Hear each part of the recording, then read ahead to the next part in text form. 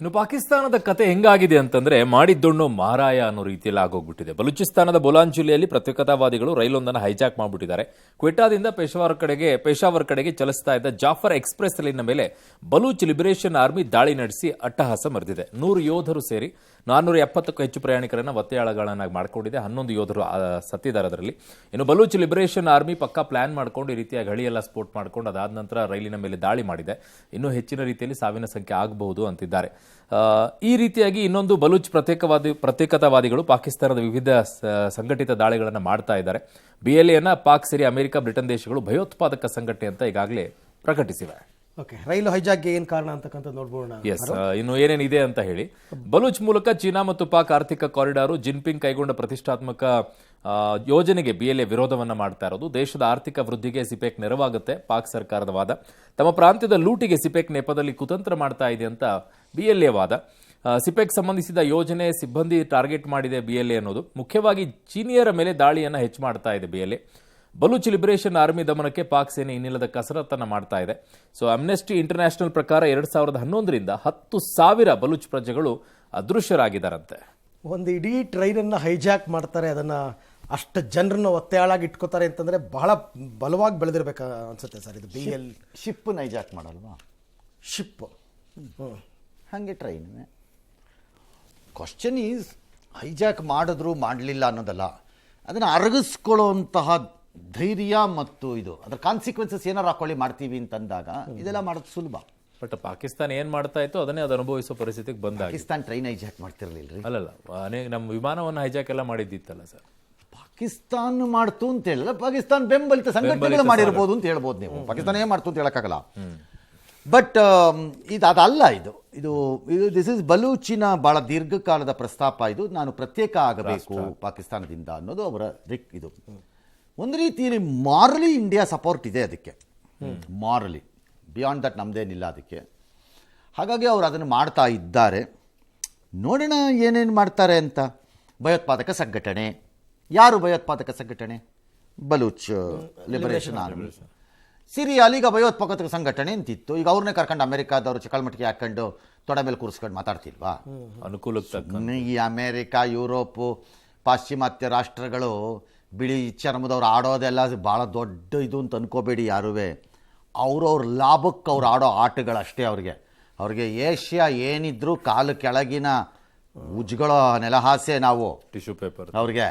ಹಾಗಾಗಿ ಅವ್ರು ಮಾಡಿದ್ದಕ್ಕೆಲ್ಲ ದೊಡ್ಡ ಗಮನ ಕೊಡಬೇಕಾಗಿಲ್ಲ ನಾವಿಲ್ಲಿ.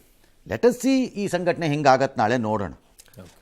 ಇನ್ನು ಈಗ BBMP ವ್ಯಾಪ್ತಿಯನ್ನು ಹಿಗ್ಗಿಸಿ 7 ನಗರ ಪಾಲಿಕೆಗೆ ಅವಕಾಶ ಕಲ್ಪಿಸಿರ್ತಕ್ಕಂಥ ಗ್ರೇಟರ್ ಬೆಂಗಳೂರು ಇದೆಯಲ್ಲ, ಇದನ್ನ ಕೇಂದ್ರ ಸಚಿವ ಕುಮಾರಸ್ವಾಮಿ ಅವರು ವಿಪರೀತವಾಗಿ ಟೀಕೆ ಮಾಡಿದ್ದಾರೆ. ಹೋಳು ಮಾಡೋದ್ರಲ್ಲಿ, ಒಡೆದು ಆಳೋದ್ರಲ್ಲಿ ಕಾಂಗ್ರೆಸ್ಸೇ ಸಾಟಿ. ಅವರು 75 ವರ್ಷದಿಂದ ಮಾಡ್ಕೊಂಡ್ಬಂದಿರೋದು ಇದನ್ನೇ.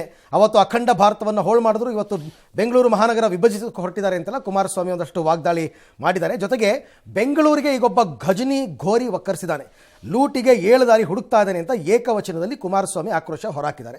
ಈ ಮಸೂದೆ ಜಾರಿಯಾದರೆ ಬಿಡದಿ ಭಾಗದ 24 ಗ್ರಾಮ ಮತ್ತು 9,600 ಎಕರೆ ಭೂಮಿ ಗ್ರೇಟರ್ ಬೆಂಗಳೂರು ವ್ಯಾಪ್ತಿಗೆ ಬರುತ್ತೆ.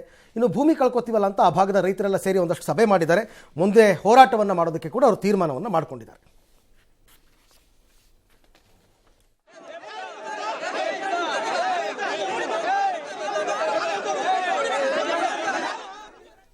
ಭೂಮಿ ಯಾಕೆ ಕಳ್ಕೋಬೇಕು? ಈಗ ಇದರ ವ್ಯಾಪ್ತಿಗೆ ಸೇರ್ಕೊಂಡ್ರೆ ಅಭಿವೃದ್ಧಿ ನಗರ ಪಾಲಿಕೆಗಳಿಗೆ ಸೇರಿಸ್ಬಿಡ್ತಾರೆ ಅಂತ. ಭೂಮಿ ಕಳ್ಕೊಳ್ಳೋದು ಯಾಕೆ ಬಂತು? ಕಳ್ಕೊಳ್ಳೋದೇನು ಬರಲ್ಲ ಸರ್. ಏನು ಕಳ್ಕೊಳ್ಳೋದೇನಿದೆ? ಇನ್ನು ಬೆಲೆ ಜಾಸ್ತಿ. DK ಶಿವಕುಮಾರ್ ಆಸ್ತಿ ಆಗತ್ತಾ? ಅದು ಇಲ್ಲ. ಮತ್ತೆ ಏನು ಕಳ್ಕೊಳ್ಳೋದು ಅಂದ್ರೆ? ಕಳ್ಕೊಳ್ಳೋದು ಅಂದ್ರೆ ನೀವು ಇಲ್ಲಿ ಹೇಳಿದ್ರಲ್ಲ ಕಳ್ಕೊಂಡ್ಬಿಡ್ತೀವಿ ಅಂತ. ಏನು ಕಳ್ಕೊಳ್ಳೋದು ಅಂದ್ರೆ ಏನು? ಅದು ಆಕ್ಚುಲಿ ಅವ್ರಿಗೆ ಇನ್ನೂ ಬೆನಿಫಿಟೇ ಜಾಸ್ತಿ ಅಲ್ಲ. ಅದು ಗೊತ್ತಿಲ್ಲ ನನಗೆ, ಅದು ಆಮೇಲೆ ನೋಡೋಣ.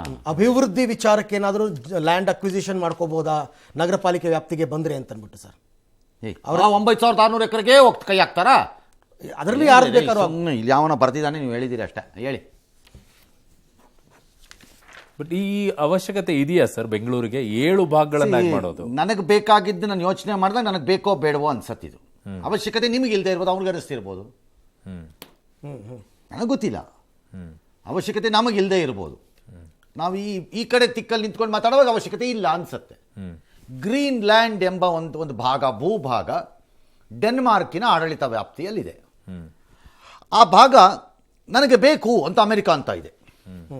ಅಮೆರಿಕದ ದೃಷ್ಟಿಯಲ್ಲಿ ಅದಕ್ಕೆ ಬೇಕಿರಬಹುದು, ಗ್ರೀನ್ಲ್ಯಾಂಡ್ ದೃಷ್ಟಿಯಲ್ಲಿ ಅದಕ್ಕೆ ಹೋಗಬೇಕು ಬೇಡ ಅನ್ನೋದಕ್ಕೆ ಇರಬೇಕಲ್ಲ ಒಂದು. ಹಾಗೆ ಇದು ನೀವು ಹೇಗೆ ನೋಡ್ತಿದ್ದೀರಿ ಹಾಗಾಗತ್ತಿದು. ಆದರೆ ಸಾಮಾನ್ಯವಾಗಿ ಪ್ರಪಂಚಾದ್ಯಂತ, ಪ್ರಪಂಚದ ಎಲ್ಲೆಡೆಗಳಲ್ಲಿ, including the great Congress party of the Bharat the India, ಇಲ್ಲಿ ಹೇಳ್ತಿದ್ದು ಸ್ಮಾಲ್ ಇದ್ದರೆ ಅಡ್ಮಿನಿಸ್ಟ್ರೇಟಿವ್ಲಿ ಬೆಟರ್ ಅಂತ ಹೌದು ಹೇಳ್ಕೊಂಡು ಮಾಡ್ತಿದ್ರು. ಹೀಗಾಗಿ ಇವರು ಅದನ್ನು ಫಾಲೋ ಮಾಡಕ್ಕೆ ಹೊಂಟಿದ್ದಾರೆ. ಇವರು ಅಂದ್ರೆ ಈ ಅಧಿಕಾರ ವಿಕೇಂದ್ರೀಕರಣ ಅಂತೆಲ್ಲ ಮಾಡ್ತಿದ್ರಲ್ಲ ಮೊದಲು, ಅಧಿಕಾರ ವಿಕೇಂದ್ರೀಕರಣ ಎಂಬ ಭ್ರಮೆ ಮಾತ್ರ ಭ್ರಷ್ಟಾಚಾರನ ಹೆಚ್ಚು ಮಾಡುತ್ತೆ, ಕಾಸ್ಟನ್ನು ಹೆಚ್ಚು ಮಾಡುತ್ತೆ, ಅದರ ಅನುಮಾನ ಇಲ್ಲ. ಬೆಂಗಳೂರು ಇಂಪ್ರೂವ್ ಆಗುತ್ತೆ 7 ನಗರ ಪಾಲಿಕೆ ಆಗಿ ಅಂತ ನನಗೇನು ಅನಿಸಲ್ಲ. ಮನೋಸ್ಥಿತಿ ಮತ್ತು ಆಯ್ಕೆಯಾಗುವವರು ಮತ್ತು ಆಡಳಿತ ನಡೆಸುವವರೆಲ್ಲರೂ ಅದೇ ಕಚಡಗಳೇ. ಹಾಗಾಗಿ ಅದೇನೂ ಚೇಂಜ್ ಆಗಲ್ಲ. ಬೆಂಗಳೂರು ಇನ್ನೊಂದು 4 ಗೂಟದ ಕಾರ ಬರುತ್ತೆ, ಒಂದು 16 ಬಿಲ್ಡಿಂಗ್ ಬರುತ್ತೆ, 24 ಜನ ಒಳ್ಳೆ ಚೆನ್ನಾಗಿ ಮನೆ ಕಟ್ಕೋತಾರೆ, ಚೆನ್ನಾಗಿ ಇರ್ತಾರೆ. ಡಿ ಕೆ ಶಿಷ್ಯಂದ್ರು ಅದರಲ್ಲಿ ಇರಬಹುದು. ನನ್ನ ಪಾಯಿಂಟ್ ಅದಲ್ಲ. ಡಿ ಕೆ ವಾದ ಏನು, ಆಡಳಿತ ನಡ್ಸಕ್ಕೆ ಆಗ್ತಿಲ್ಲ ಅಂತ ತಾನೆ ಇಷ್ಟು ದೊಡ್ಡದಾಗಿದೆ. ಹಾಗಾದ್ರೆ ಹೊಸದು ಯಾಕೆ ಸೇರಿಸ್ತೀರಿ ಅಂತ ನನಗೆ ಮೊದಲನೇ ಪ್ರಶ್ನೆಗೆ ಉತ್ತರ ಕೊಡಲ್ಲ ಯಾರುವೇ. ಇದನ್ನೇ ಹೊಡಿತಾ ಇದ್ದೀರಾ, ಹೊಸದ್ಯಾಕೆ ಸೇರಿಸ್ಬೇಕು? ಹೊಸದಾಗಿ ಸೇರಿಸ್ಬೇಕು, ಇರೋದನ್ನೇ ಹೊಡೆದು ಬಿಡಿ ಸಾಕು. ಇರೋದನ್ನೇ ಮ್ಯಾನೇಜ್, ಹೊಸದು ಸೇರಿಸೋದೇ ಬೇಡಪ್ಪ.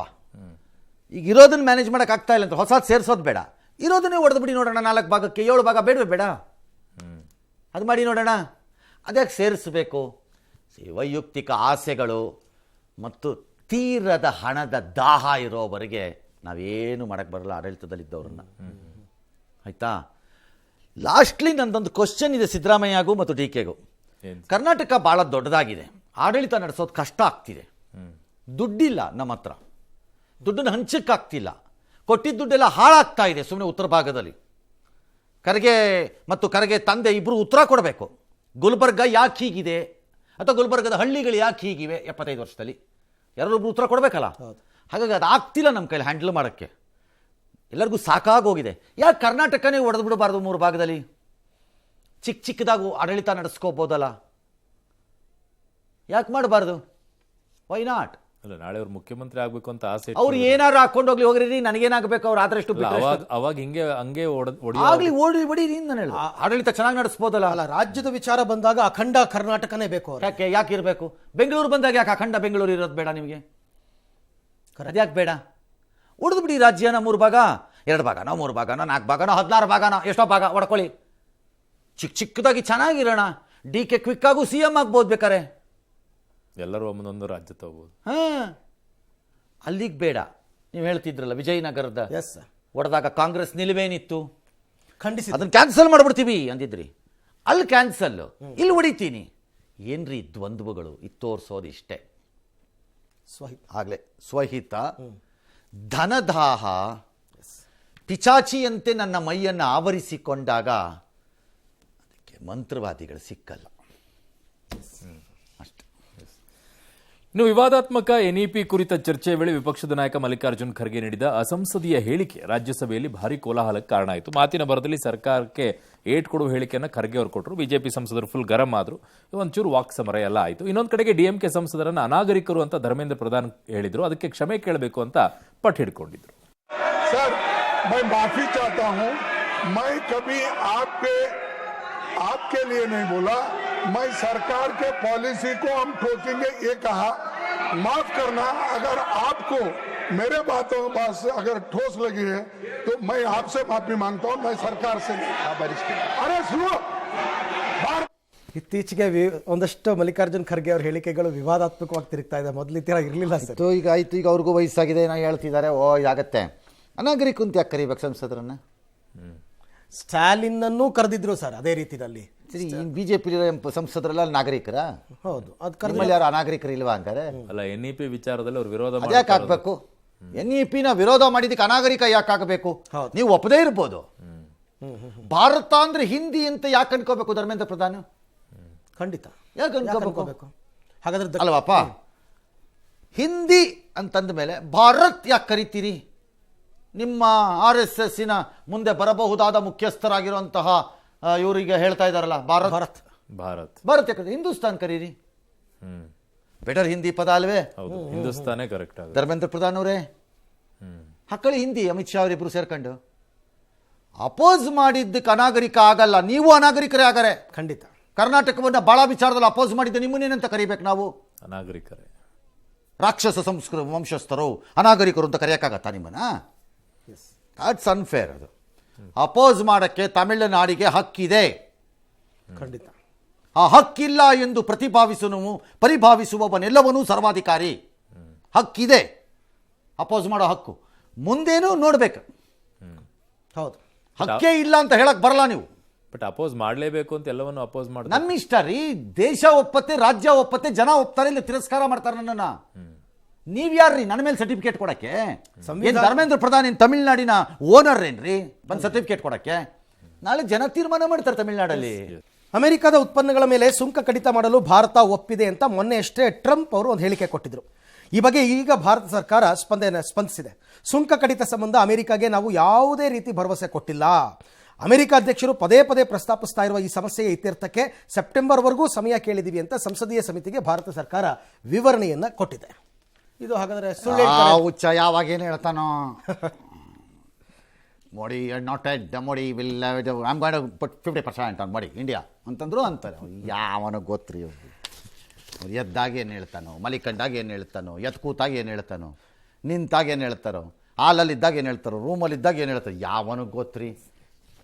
ಭಾಳ ಕಷ್ಟದ್ರ ದೊರೆ. ನಿಜ. ಹಿಂದಿನ ಕಾಲದಲ್ಲಿ ಮಹಾರಾಜರುಗಳು ಮಲಗಿರ್ತಿದ್ರಂತೆ, ಬೆಳಿಗ್ಗೆ ಅವ್ರು ಹೇಳೋ ಟೈಮಲ್ಲಿ ಯಾರೋ ಅವ್ರ ಮುಂದೆ ಓಡಾಡ್ತಿರ್ತಿರ್ಲಿಲ್ವಂತೆ. ಓಡಾಡಿದ್ರೆ ಅವ್ರು ಯಾವ ಮೂಡಲ್ಲಿ ಹೇಳ್ತಾರೆ ಅನ್ನೋದು ಗೊತ್ತಿರಲಿಲ್ವಂತೆ. ಕೆಟ್ಟ ಮೂಡಲ್ಲಿ ಎದ್ದುಬಿಟ್ಟು ತಲೆ ತೆಗೀರಿ ಇವನದ್ದು ಅಂತಂದ್ಬಿಟ್ರೆ ಏನು ಮಾಡೋಣ? ಹಂಗಾಯ್ತು. ಅದಕ್ಕೆ ಗೋಮಾತೆ ಹಸುನ ಕಳಿಸ್ತಿದ್ರಂತೆ ಮಹಾರಾಜನ ಮುಂದೆ. ಆಗ ಅವನು ಎದ್ದ ತಕ್ಷಣ ನಮಸ್ಕಾರ ಮಾಡಿಕೊಂಡು ತಂಪಾಗಿ ಇಳಿದು ಬತ್ತಿದ್ನಂತೆ. ಹಂಗೆ ಟ್ರಂಪ್ ಕಂಡಿಡಿರಪ್ಪ ಯಾವ್ದು ಹಾಕಬೇಕು ಮುಂದಕ್ಕೆ ಅಂತ.